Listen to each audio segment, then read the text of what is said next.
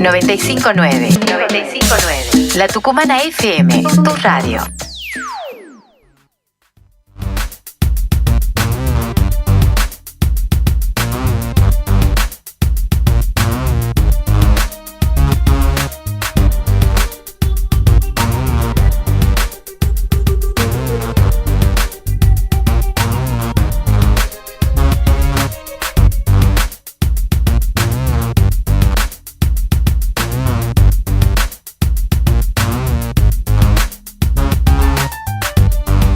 Somos La Tucumana, estamos acompañándote en la 95.9, ya pasan 42 minutos de las 9 de la mañana y lo decíamos también en la primera parte del programa, hoy es una jornada desde lo político muy importante, si hablamos del color violeta, porque hoy es el lanzamiento oficial de los candidatos de La Libertad Avanza, por eso se va a contar con la presencia de los máximos referentes a nivel nacional, claro, hablamos de la misma secretaria general de la presidencia, Karina Milei, hermana del presidente, que llega a Tucumán acompañada de Martín Menem, también Lisandro Catalán, estuvimos hablando de él, el tucumano, que es el flamante ministro del Interior, que va a tener un objetivo central en estos tiempos, post derrota electoral en Buenos Aires, recomponer la relación con los gobernadores que, recordemos, se pararon fuerte hace semanas atrás y tuvieron el aval del Congreso por esta ley que redistribuye los fondos de los ATN,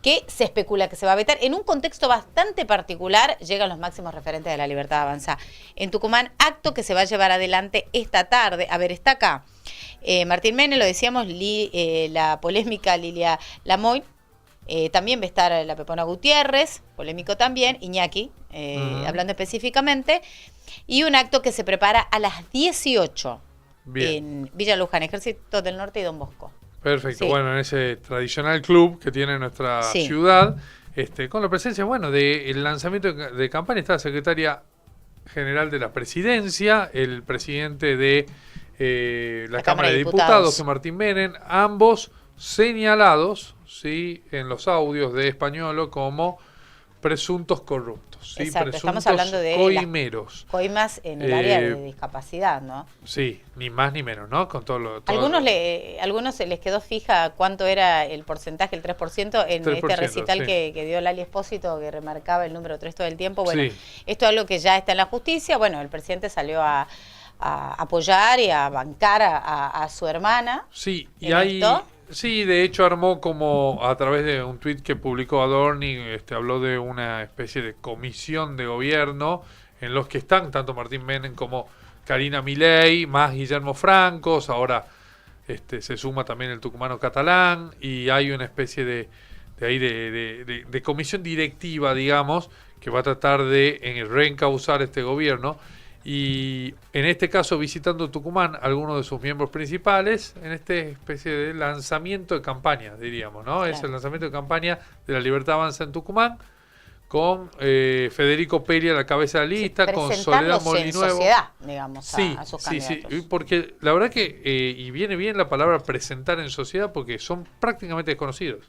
Esa es en el mundo de la política. Y en el mundo de la política y en el mundo, en la agenda pública, ¿no? Digo, o sea, muy poca gente conoce a Federico Peli, muy poca gente conoce a Soledad Molinuevo, el apellido es un poco más conocido por su hermano, que es intendente de Concepción, porque también son gente muy ligada al deporte, al rugby específicamente, la familia Molinuevo en general, y porque también tienen un poquito más de recorrido, ¿no? Pero tanto Peli como Guisones son prácticamente desconocidos en la agenda pública tucumana, ¿sí? No tienen trayectoria reconocible fácilmente.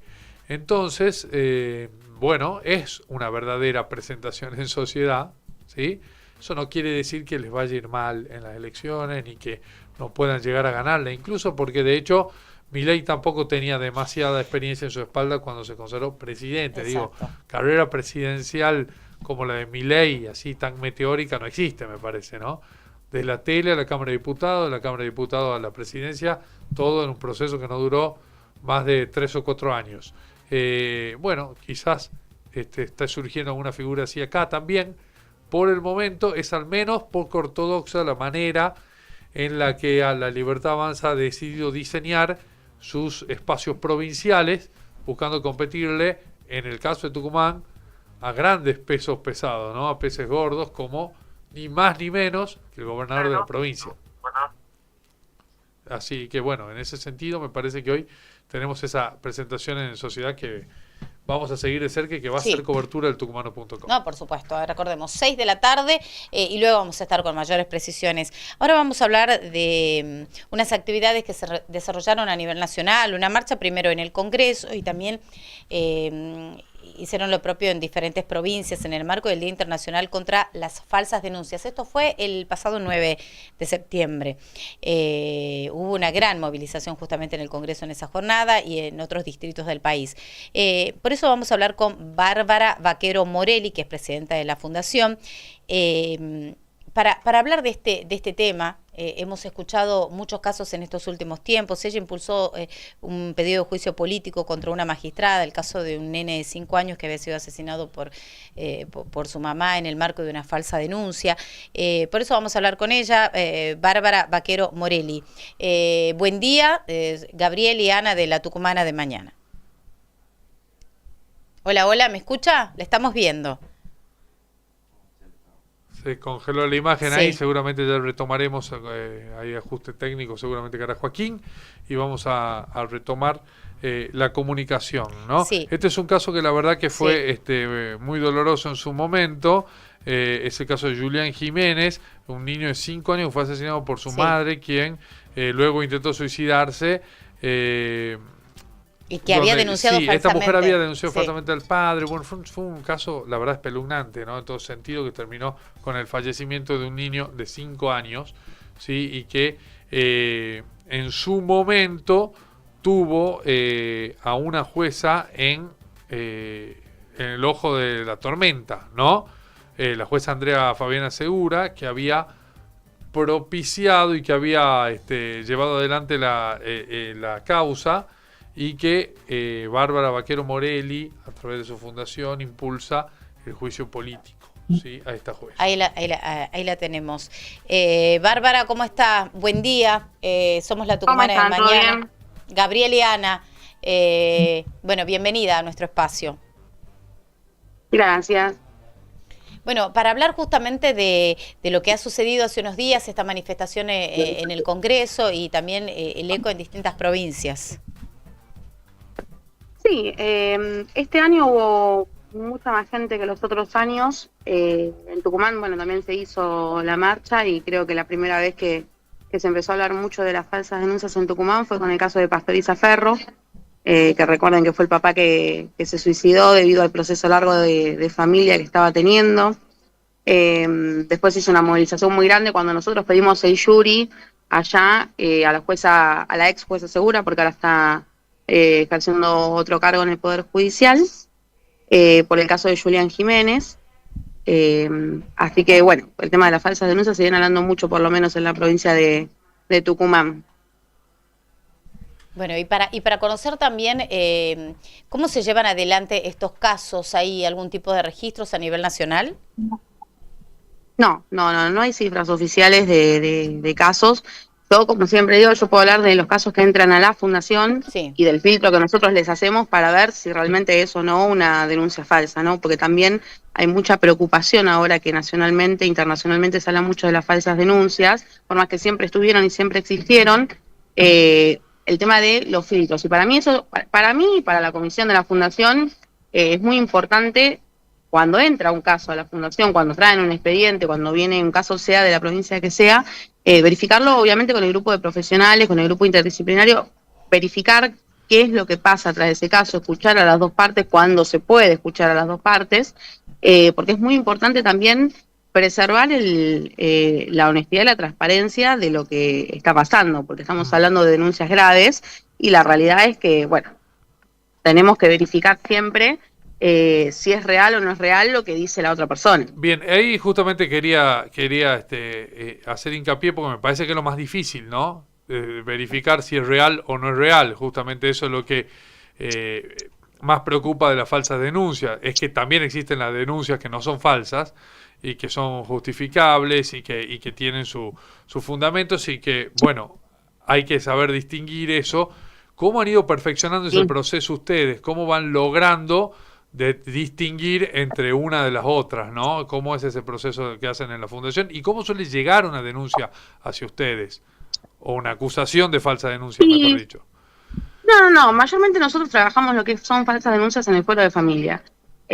No falsas denuncias en general, o sea, no es que nos llegan una denuncia de, mira, robé y estoy preso y es mentira. Nosotros nos dedicamos exclusivamente a lo que tiene que ver con niños, niñas y adolescentes, y tenemos casi 80 años de trayectoria, así que por suerte nunca hemos tenido ningún tipo de problema legal o denuncia o algún caso en el cual nosotros nos hemos equivocado, porque hay un grupo de profesionales bastante consolidado que se dedica a esto.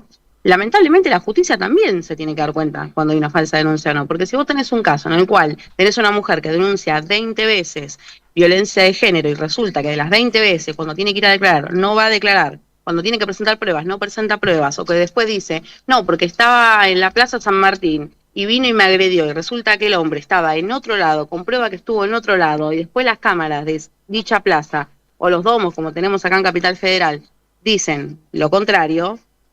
Hay pruebas que la justicia sola puede investigar y puede buscar, y lamentablemente hay denuncias las cuales son falsas, la justicia lo sabe y la justicia no acciona. También el tema, hay muchos magistrados también muy tibios, que no toman las decisiones que tienen que tomar, porque también vemos mucha brecha y desigualdad entre el hombre y la mujer. Una mujer puede ir y decir lo que quiere, puede denunciar lo que quiere, que se lo van a tomar como válido, y si un hombre va y denuncia violencia o denuncia violencias a sus hijos, no tiene el mismo trato o los mismos ojos ante la justicia y ante las decisiones que va a tomar el magistrado. Sin embargo, a pesar de esto que decís, hay como un sentido común que indica, o lo que muchas mujeres suelen relatar, es que por el contrario, no se les presta tanta atención cuando hay denuncia de violencia de género, o que históricamente no se les presentaba, o de violencia familiar, le llamemos como quieran, pero en definitiva, de que muchas mujeres se han sentido desamparadas en este sentido. ¿Tu experiencia qué dice? ¿Desamparadas en la provincia de Tucumán o en general? Me parece que en general es lo que se dice, o lo que he escuchado general, sin profundizar, ¿no? Lo que he escuchado mujer relatando, no, nadie nos escucha, nadie nos da el lugar, si denunciamos, no nos toman la denuncia. Digo, hay como un sentido común que indica eso, o que indicaba por lo menos hasta hace unos años. En general, hablando en general, nosotros acá en Capital Federal tenemos la Oficina de Violencia Doméstica, que si vos vas, y yo he hecho un video en su momento, hemos hecho un video con una cámara oculta en la OVD, Oficina de Violencia Doméstica, donde vos vas, y parece medio grosero lo que voy a decir, pero vos salís y te llevas todo el combo. Vos vas y denunciás cualquier tipo de hecho y no hay ningún tipo de investigación si el hecho ocurrió o no. Vos vas y denunciás violencia de género y te llevas el tema de la perimetral, de una perimetral de 90 a 120 días, y te llevas un botón antipánico, y si la otra persona vive en Capital Federal, lo citan para ponerle una tobillera, sin comprobar el hecho. O sea, esa denuncia vos la haces en ese lugar y ya tenés todo dado y todo hecho. Por eso muchas mujeres de provincias como La Rioja, como el Chaco, como Tucumán también, se van de la provincia y vienen a denunciar acá, más allá de que no tendrían que tomar la denuncia porque el supuesto hecho no ocurrió en esa jurisdicción. Por eso mismo hemos tenido muchos casos de sustracción de menores, como ha sido el caso Arcoíris, como ha sido el caso de la niña Cosquillita, el caso de la niña Dulce. En Tucumán no se me viene a la cabeza ningún caso que haya sido exclusivamente así, pero el tema de la violencia de género siempre estuvo. Quizás se le presta más atención después del 2015, que sale la ley Micaela y que se empieza a hablar un poco más de esto y empieza a haber más organismos y más dinero de parte del gobierno para subsanar este tema. Pero si después de todo el dinero que fue destinado a estas políticas de género hay gente que se siente desamparada, la verdad es que los organismos públicos son los que están funcionando mal, porque el dinero en las provincias, y por lo menos en la provincia de Buenos Aires y en Nación, sigue estando, y estas oficinas siguen estando más allá del recorte que hubo desde que está el presidente Javier Milei.